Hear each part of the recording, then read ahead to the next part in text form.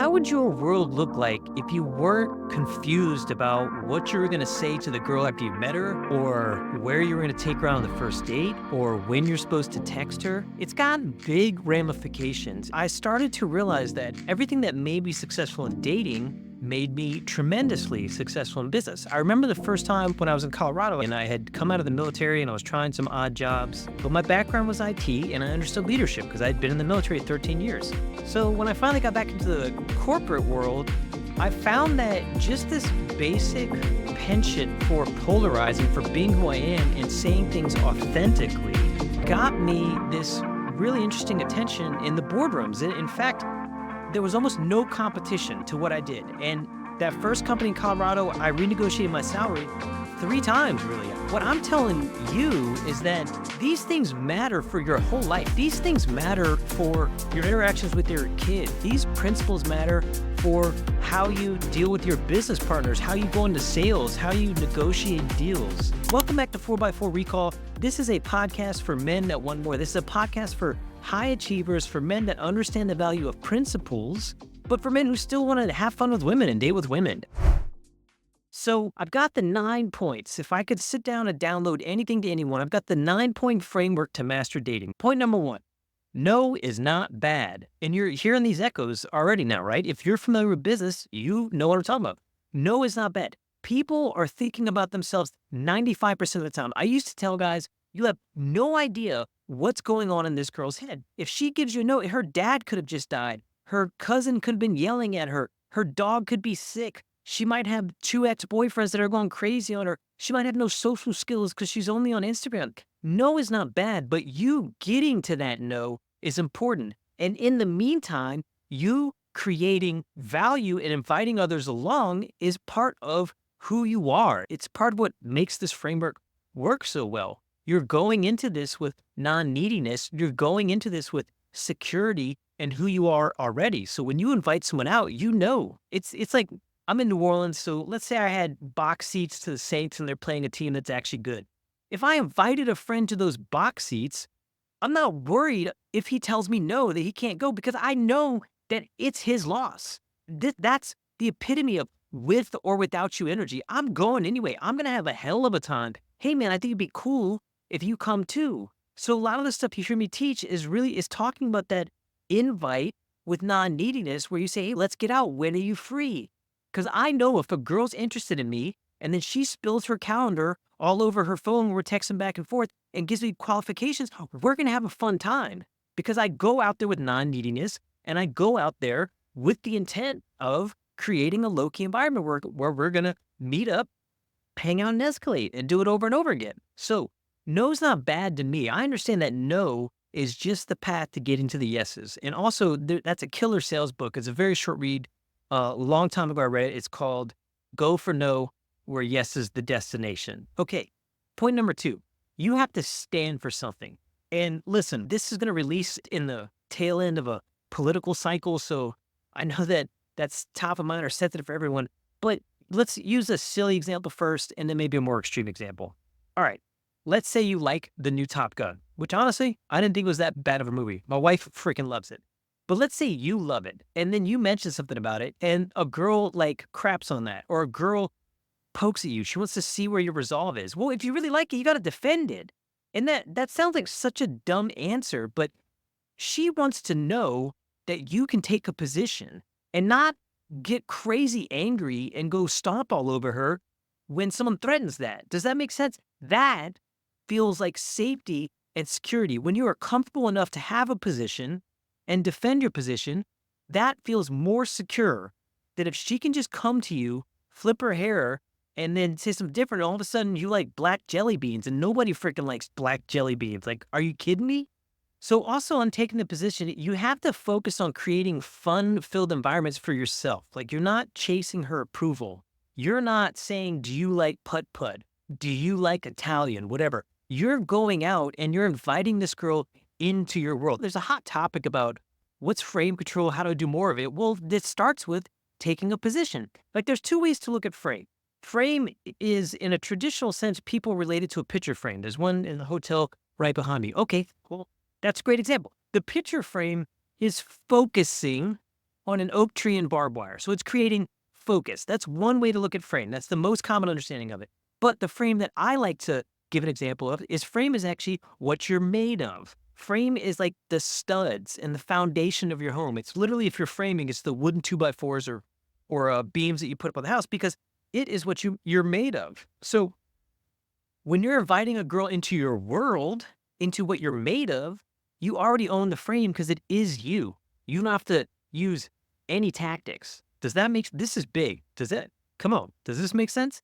You don't have to use tactics when you are who you are, because it's already your frame. There's just no other way to do it. So the path to wild success is paved with polarizing people through this frame control, through understanding who you are. You do not want to go along for 3 to 4 months with a girl who's just mediocre on you. This is amazing. I don't want to go too far on this tangent. We'll have to do another episode, but I found you have the same problems with every girl. In fact, I think I did do an episode on that a long time ago. You can have a smoking hot girl, an 8 or 9 by your standards, and a 6 or 7. That 6 or 7 will make you jump through the same hoops. In fact, sometimes a lot of the 7s make you jump through more because they have more guys competing with them and more guys like capitulating because they're dating from a mediocre loser dating pool. My point is, if you're gonna have the same problems, like, do it with the hot girl because it's way more fun. You understand what the end result is. You understand why you're putting up with this stuff. The last point on this one is men spend like a year in uncertainty, a year wondering what this girl thinks about them, a year wondering how things are gonna work out, and it's horrible, man. And then they finally get heartbroken because she goes after the guy that matches like the 50 Shades of Grey excitement in her world, and the guy's like, "I don't know what happened. I was so good to her." Well, no, you weren't. Wait, you didn't do her any favors by not polarizing. You need to understand that also. You're not doing the world or the women in your life any favors by not being who you are, by not being authentically you. That, again, that's the frame control. Point number 3, it's not actually a struggle. It's not man versus woman. It's not a battle. It's a flow. It's a dance. It's playing with energy. It's sifting through. There are girls that I make smile every day. I know there's not a chance in hell they would go out with me, or I know there's not a chance in hell that I'd want to ask them out, but I make them smile because I create value. I know the energy. I flow with that energy. But then every once in a while, when you're creating that value, you're gonna see. I promise you, you don't believe this now because you're still slightly struggling, but you're gonna see the twinkle in her eye, and you're gonna say, "Snap, that one right there." And now you know how to flow right back into that and build more of that tension and polarize it. "Hey, you look really cute. I'm sorry. I know that's like out of the blue. I just didn't want to miss this opportunity. Let's hang out sometime. Can I get your number?" And then wait for the number. But you didn't, you're not forcing it. You're not trying to coerce a woman. You're not trying to be a master pickup artist that can go snipe and pick up any woman he wants. That's not reality. That barely even, I mean, you see it in the movies sometimes. They're terrible examples, and most of what you see in the movie would never work. Let's just leave it at that. So you can't brute force yourself through this. You have to understand the social dynamics. You have to understand how people think. You have to understand what attraction is and how attraction works. It's a dance. So it is a game in the sense that there are rules, there are consequences. It is a game in the sense that you're always being played if you're choosing not to play it yourself. It is a game in that there are well-worn expectations and rules of engagement. And if you go around a mall with your pants off, you got a problem, homie. You're gonna get arrested. Girls are gonna scream. Children are gonna be terrified. You're being a pervert, really. So it's like, I don't play games. I'm my own self. I'm gonna go big swinging slong through the mall. Think about how ridiculous that sounds. So know that there's a game. Same thing in business. There's a game. I sat in a $23 million deal at my last tech firm.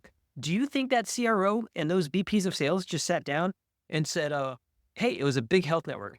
"Hey, network, here, think you're gonna like this, just sign here." No, because that's not how it works.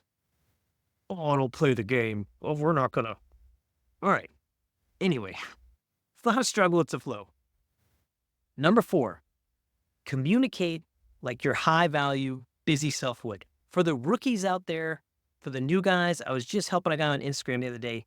They struggle with this one the most because back to that whole I don't play games, they feel like this is faking it. They feel like this is playing the game. But you have to understand that women are attracted to men with potential. Women are attracted to men with resources. And more than anything, honestly, women are attracted to men with options. You could look like a bum. You could have no money. You could be driving a bicycle, an electric bicycle that doesn't work anymore. So you're like pedaling the electric bicycle. But if everywhere you go, there's like 4 women checking you out and 2 of them are always hanging out with you, she's interested in you because you have options. So communicate like your high value, busy self would, in the sense that if you were that guy that knew that you already had a date locked in on Thursday, she's your sure thing. You've been dating her for a few weeks now. She's building up in her emotions. She's about to ask you the where's this go question in another 2 weeks. You know that. So you're dating her on Thursday and you're trying on another girl you want to date on Friday or Saturday. Reserve that. That's 2 locked in. You got your sure thing on Thursday. There's another girl you're waiting for a reply for Friday and Saturday, and you meet a girl in the coffee shop that you're interested in. Well, how are you behaving?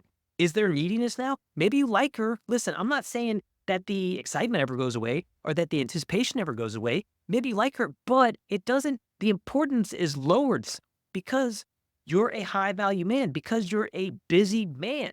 Also, when that girl's texting you back and you've already got the 2 dates locked in. So, because this is super practical. If you work with me, if you talk with me, you're going to have 4 days per week until you're exhausted and you get your groove going. But this is key. You got to have that one, that stable that you enjoy hanging out with. And I'm not saying that in a derogatory way. I'm just talking about a girl that there's a mutual win-win. You guys both love hanging out with. You have to have girls that you're reaching out to on the weekend. And then as you're texting these other girls, you're going to find that you are instantly elevated in your mannerisms. So now back to this. You got Friday and Saturday. You already know what Thursday is. You are talking, other girls are in your pipeline, so to speak. Sales, we're all business guys here. You know what I'm saying? So they're in your pipeline, so to speak. If that girl starts getting crazy or dramatic in the phone, what is your response now? To really think about this for a minute. What's your response? It's a man with options. Do you prove her wrong? Do you yell back at her? Do you get all antsy and beg her to find out what's wrong and seek her approval? No, no. Why? It does not fall into your world. It does not make sense. It does not compute. So you don't reply half the times, or you give a thumbs up, or you give a, hey, sounds like you're going through some stuff. Maybe we should take a little break. Like that's not, so now you're not playing a game. Like pickup artists will call that the takeaway. Maybe we should take a little break. The takeaway. You didn't take away. You didn't think to yourself, oh, I'm going to do a takeaway to bring her closer. No, you're just a freaking busy guy. Are you tracking this? Are you following me? Because this is so key. If you don't have these 2 to 3 options now, you need to act like it. And there's certain ground rules in that. Don't text her after 7. Be busy on the weekends. Don't be chasing. Like just ask yourself at all times. Remember the old bracelet, what would Jesus do if WWJ do? Well, what would Champion do if he had 3 girls lined up already? So, secondly, definite times and dates. And this is counterintuitive, but this is probably the number one thing that will blow girls' minds on dates. There was a girl I reference a lot. She was a salsa teacher in Boulder. She was just a little bit older than me, but man, she was smoking hot. And I left that lesson and I just texted her. I was like, hey, you know what? I was just thinking, do you want to hang out? She said, yeah, what do you have in mind? Right there, I just set the time and place. I said, meet me at, I always forget this restaurant name. We'll call it Dog Bows from here on out. Meet me at Dog Bows at 7. Well, she texts me back, oh my God, thank you so much for setting the time and date. I've told this story a dozen times, so you can go find it in other videos. But my point is, because you're busy, you value your time. Because you're busy and a man with resources, you insist on setting definite times and places. Now, let's back this way up. I'm telling you, set a definite time and place because you're going to blow her mind because that's non-crazy leadership. Do you know what I mean? Like you just led her, you romantically wowed her. You were a freaking man with spine, a man with frame,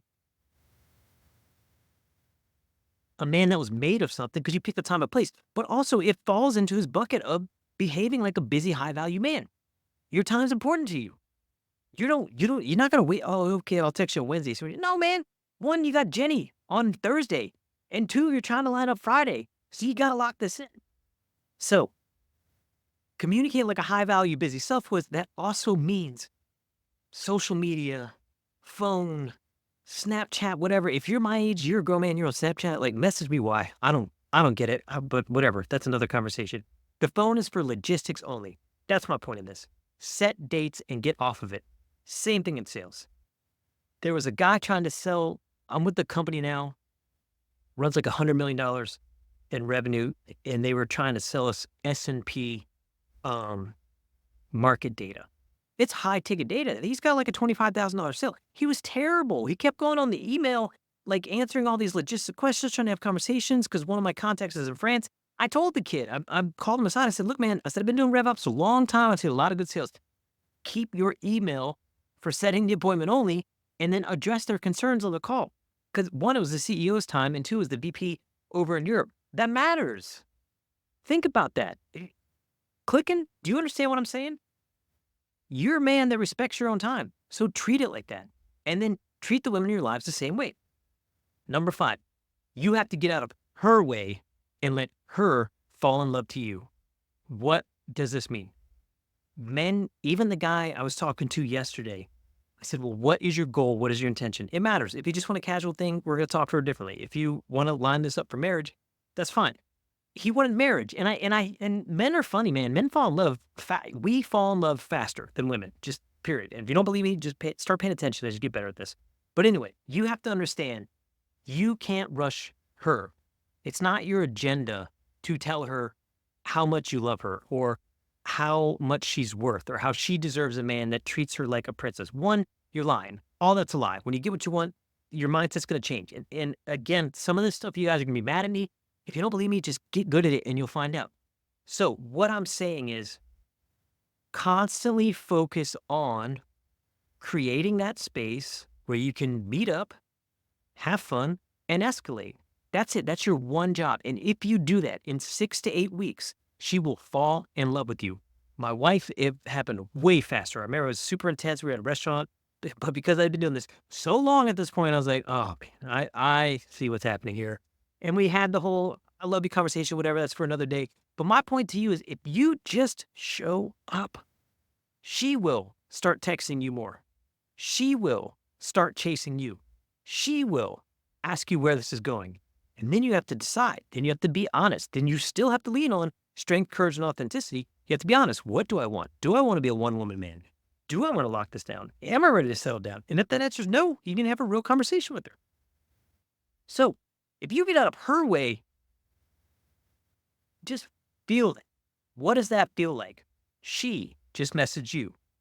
It's Thursday. You're out with Becky. You already know you got a date on Saturday with this other girl you've been talking to. And then out of the blue, some girl you've been dating messages you. She reaches out to you. How does it feel? Feel that. Is it different than what you have now?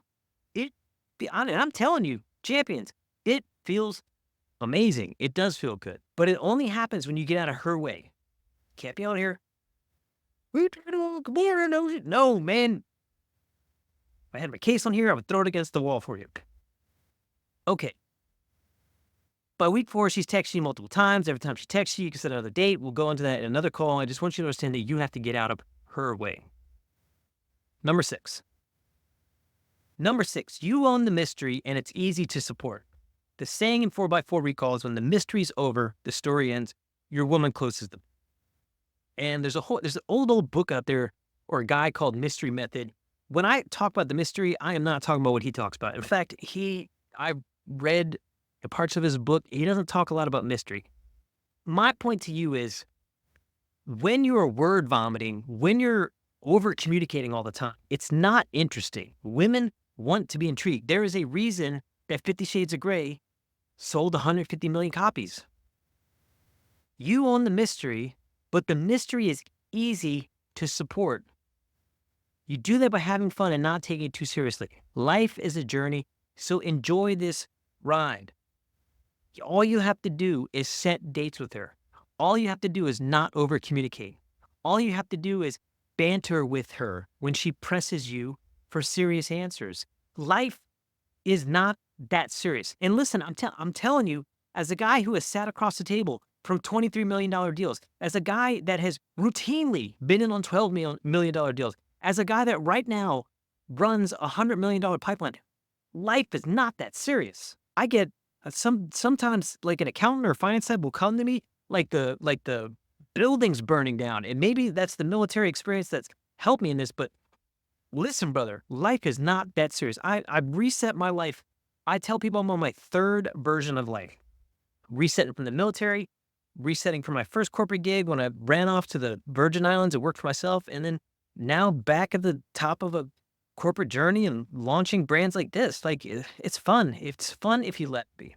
So you own the mystery. You have to. It never stops. I'm married now. My wife will message me and say something like, "Poppy, will you call me?" I will still tell her I can't right now. The cocaine and hookers are still in the hotel room. Even now, I'm trying right in the. When you become boring, you're boring. Just feel that for a minute. I won't name names here, but there's someone that I know. These cats got to be 60s, near 70. They're divorcing. You're not safe. You're not safe. When you become boring, when you become predictable, she'll leave you or you'll leave her. So just remember that you own the mystery. It's easy to support. All right, number 7. This one's not popular advice. I want you to hear it though. Don't settle until you've been with at least 25 girls. I don't mean you have to sleep with all of them. If you want to, you can. But the message of 4x4 Recall is not about just being a playboy. It's not about sleeping with every girl you want. But dating is fun. And if you're not having fun, I'm telling you, you're doing dating wrong. Dating is fun. What I'm telling you is don't go getting gay. And listen, I think you know what I'm about to say right here, but you have to understand that it happens. It happens more times than I can count. I'll show a guy this stuff. We'll correct his texting. I'll tell him about setting a definite time and play. Wow, Chad, this is so amazing. Chad, man, that sounds so good. 3 days later, they'll be like updating this Facebook status in a relationship. It's just, when you get good at this, you're gonna be really attracted to these women. Don't stop. Remember why you started this, please. And if you are tempted to settle, message me. Let's talk for just a minute. Find out what it is. So don't settle for the first 25 girls and then find your real calling in life. And it's not your woman. That's huge. If you find your real calling in life, 1, you'll have no problem attracting women. 2, you'll have no problem attracting money to your life. It'll just work out for you. It is good. So find true calling. I said this is going to be a 9-point framework. Look at that. I've distilled it down to 8. Some of these were like broken down to other ones. That's it. If you like this episode, I want you to hit like and subscribe. Leave me a comment. Tell me what you're trying now. Tell me what's worked, what hasn't worked. Hit me up on 4x4recall.com. You can join the waitlist if you want private coaching or if you want to be in the community. Otherwise, I'll see you in the next one.